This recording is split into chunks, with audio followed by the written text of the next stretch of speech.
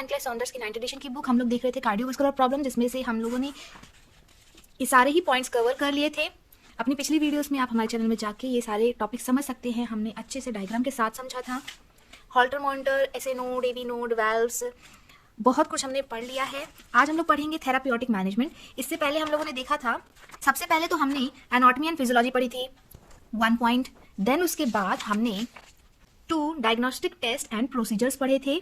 और अब ये हमारा थर्ड टॉपिक है, जो कि है थेराप्यूटिक मैनेजमेंट। मतलब कार्डियोवास्कुलर प्रॉब्लम अगर कभी हो जाए किसी को, तो उसमें कौन कौन सी थेराप्यूटिक मैनेजमेंट दी जाती है। तो पहली मैनेजमेंट में आता है परक्यूटेनियस ट्रांसल्यूमिनल कोरोनरी एंजियोप्लास्टी, जिसको पीटीसीए कहा जाता है। ये एक non invasive non surgical technique होती है। नॉन इन्वेसिव मतलब इसमें कटपिट नहीं होता, और ये नॉन सर्जिकल है, मतलब इसमें कोई सर्जरी भी नहीं करनी पड़ती। इसमें सिंपली क्या होता है कि 1 या 2 कोरोनरी आर्टरी है एक बैलून कैथेटर की मदद से, ताकि वो आर्टरी ओपन हो सके। ये रहा हमारा डायग्राम, और इस डायग्राम में ये हमारा हार्ट में ये जो येलो वाला पोर्शन दिख रहा है, इसमें हो गया है ब्लॉक, प्लेक्स हो गए हैं। अब हमारी जो आर्टरी है उसमें ऐसा प्लेक्स हो गया, जो कि फैट डिपोजिशन, कोलेस्ट्रॉल डिपोजिशन के कारण होता है। तो अब इस प्लेक के कारण जो ब्लड सप्लाई है वो इधर से इधर क्रॉस नहीं हो पा रही, तो इसीलिए इसको ओपन करना जरूरी है, वरना पेशेंट शॉक में जा सकता है, मायोकार्डियल इंफार्क्शन हो सकता है, हार्ट अटैक।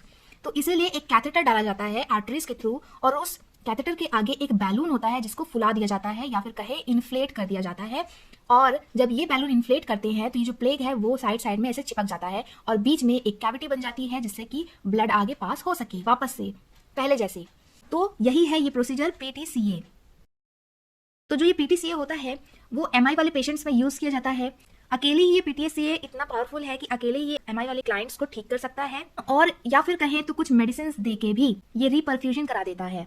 अगर पीटीसीए करने के बाद भी ये आर्टरीज फिर से ऐसे ब्लॉक हो जाए, एथेरोस्क्लेरोसिस हो जाए, अटक जाए बीच में आर्टरी, तो फिर दोबारा ये प्रोसीजर किया जाता है, रिपीटेड किया जाता है। फिर कॉम्प्लिकेशंस क्या हो सकते हैं पीटीसीए के, तो जैसे कि हम लोग बैलून को यहाँ पे फुला रहे हैं एक आर्टरी के अंदर। आर्टरी इतनी छोटी, इतनी पतली होती है, अगर हमने बैलून फुलाया तो हो सकता है वो रप्चर हो जाए, हो सकता है ये जो प्लेग था वो टूट के छोटा छोटा होके अलग अलग जगह में फैल जाए, और वहाँ पे एम्बोलाइजेशन हो जाए, एम्बोलाइजेशन ऑफ प्लेग फ्रैगमेंट्स। जो ये प्लेग के फ्रैगमेंट्स हैं वो अलग अलग जाके अटक जाए, एम्बोलाइजेशन हो जाए। या फिर कहीं स्पैज्म हो सकता है, ये जो आर्टरीज है ये इनका स्पैज्म हो सकता है, ये चिपक सकती हैं एक दूसरे से। या कहें अक्यूट मायोकार्डियल इंफार्क्शन भी हो सकता है पीटीसीए के कारण। सो हमको पेशेंट को एडवाइस करना है कि वो स्मोकिंग को अवॉइड करे, स्टॉप करे, अपनी डाइट में रेस्ट्रिक्शंस रखे, हेल्दी डाइट ले, अपना वेट को लूज करे, और अपना एक्सरसाइज पैटर्न भी ठीक करे। प्री ऑपरेटिव इंटरवेंशन में सिमिलर है, जैसे कार्डिक कैथेटराइजेशन करते हैं वैसे ही प्री प्रोसीजर इंटरवेंशंस प्रिपेयर करना है। कार्डिक कैथेटराइजेशन हमने अपने पिछले टॉपिक में पढ़ा था, आप देख सकते हो। और पीएससीपी एडवाइस करता है प्री प्रोसीजर उस पेशेंट को एसिटाइल सैलिसाइलिक एसिड देने के लिए, जिसको हम लोग जानते हैं एस्पिरिन के नाम से। इस प्रोसीजर के दौरान, बैलून इन्फ्लेट करने के दौरान हो सकता है कि उस पेशेंट को पेन हो, चेस्ट पेन हो। अगर हो रहा है पेन तो रिपोर्ट करना है पीएससीपी को। फिर पोस्ट प्रोसीजर क्या है, सेम वैसे ही कार्डिक कैथेटराइजेशन है पोस्ट प्रोसीजर में भी। इसमें एंटीकोएगुलेंट्स देना है, एंटी प्लेटलेट देना है, ताकि कोई भी क्लॉट फॉर्मेशन वगैरह आर्टरीज में ना हो पाए। नाइट्रोग्लिसरीन देना है, जो कोरोनरी आर्टरी वेज़ोस्पाज्म को कम करेगा। और फ्लूइड्स को एनकरेज कराना है, ताकि जो डाई डाली गई थी आर्टरीज में वो एक्सक्रीट आउट हो सके। एस्पिरिन देना है डेली, और क्लाइंट को लाइफस्टाइल मॉडिफिकेशंस प्लानिंग सिखानी है। फिर हमारा बी पॉइंट है, पहला पॉइंट था पीटीसीए, हमारा बी पॉइंट है laser assisted angioplasty. Laser assisted angioplasty है तो जैसे कि हमारा ये आर्टरी है, इसके आगे कैथेटर है, और यहाँ पे बैलून है इसके आगे। लेकिन जो हमारा लेजर वाला है, इसमें इस बैलून की जगह एक लेजर फिट रहता है, और वो लेजर प्रोब हीट को जनरेट करता है, जिसके कारण ये जो प्लेक्स हैं वो डिजॉल्व हो जाते हैं, घुल जाते हैं, या कहीं वेपराइज हो जाती हैं। तो laser probe is advanced through a cannula similar to that used for PTCA. जितने भी स्मॉल ऑक्लूजन्स बनते हैं जो हमारे डिस्टल एंड होते हैं, मतलब हमारे बॉडी से दूर जो भी हमारे हाथ पैर हैं, डिस्टल एंड्स हैं, अगर उन एरियाज में ऑक्लूजन हो रहा है, मतलब रुकावट हो रही है आर्टरी में, तो लेजर प्रोब का यूज किया जाता है। प्रॉक्सिमल पॉप्लिटियल में, कॉमन इलिक आर्टरीज में, और डिस्टल सुपरफिशियल फीमरल आर्टरीज में। Heat from the laser vaporises the plaque. हमने वही अभी कहा कि जो हीट है प्रोड्यूस होगी लेजर से, वो उस प्लेग को वेपराइज कर देगी, गायब कर देगी, गला देगी।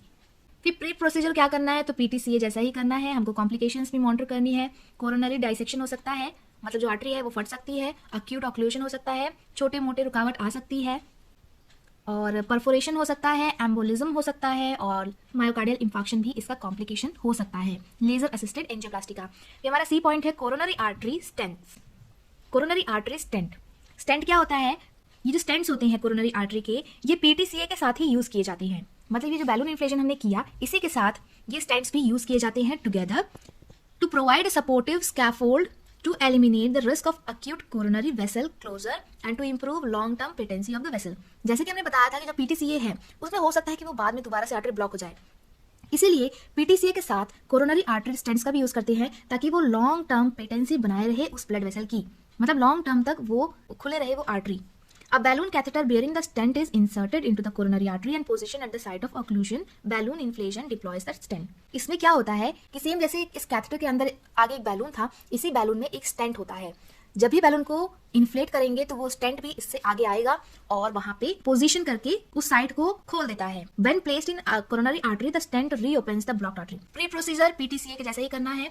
Acute thrombosis is a major concern. Acute thrombosis हो सकता है, acute thrombosis मतलब थ्रोम्बस का फॉर्मेशन हो सकता है कहीं कहीं, इसीलिए उस पेशेंट को एंटीप्लेटलेट थेरेपी चलानी पड़ेगी जिसमें कि ग्लोपिडोग्रिल या एसिटाइल सैलिसाइलिक एसिड यानी कि एस्पिरिन सेवरल मंथ तक, बहुत महीनों तक चलाई जाएगी। The length of time for antiplatelet therapy is determined by type of stent, metal और मेडिकेशन कोटेड। ये एंटीप्लेटलेट थेरेपी कब तक चलेगी ये इस बात पर डिसाइड होगा कि किस टाइप का स्टेंट उस पेशेंट को लगाया गया है, क्या वो मेटालिक है या क्या वो मेडिकेशन कोटेड है। प्री प्रोसीजर कुछ कॉम्प्लिकेशंस हो सकते हैं कोरोनरी आर्टरी स्टेंट्स के, जिससे जैसे कि जो स्टेंट हमने लगाया वो माइग्रेट हो सकता है, आगे पीछे खसक सकता है, कहीं और जा सकता है, या फिर कहीं वो ऑक्लूजन कॉज कर सकता है, मतलब रुकावट कर सकता है आर्टरीज में, कोरोनरी आर्टरी को फाड़ सकता है, रप्चर कर सकता है और ब्लीडिंग भी हो सकती है। जो हम एंटीकोएगुलेंट थेरेपी चला रहे हैं उसके कारण ब्लीडिंग भी हो सकती है क्योंकि वो ब्लड को कोएगुलेट नहीं होने देती और कहीं अगर ब्लीडिंग हुई तो वो रुक ही नहीं पाएगी। सो इस वीडियो में इतना ही। अपनी नेक्स्ट वीडियो में हम लोग देखेंगे एथरेक्टोमी, ट्रांसमायोकार्डियल रिवस्कुलराइजेशन, कोरोनरी आर्टरी बाईपास ग्राफ्टिंग। सो हमारी नेक्स्ट वीडियो को देखने के लिए आप हमारे चैनल को सब्सक्राइब कर लीजिए। अगर आपको वीडियो में हमारा एक्सप्लेनेशन अच्छा लगा तो हमें कमेंट करके अपना फीडबैक जरूर दीजिए और इस वीडियो को जितना हो सके शेयर करिए। आप लोग जितना शेयर करेंगे उतनी ही वीडियोस हम लोग बना पाएंगे। So thank you so much for watching.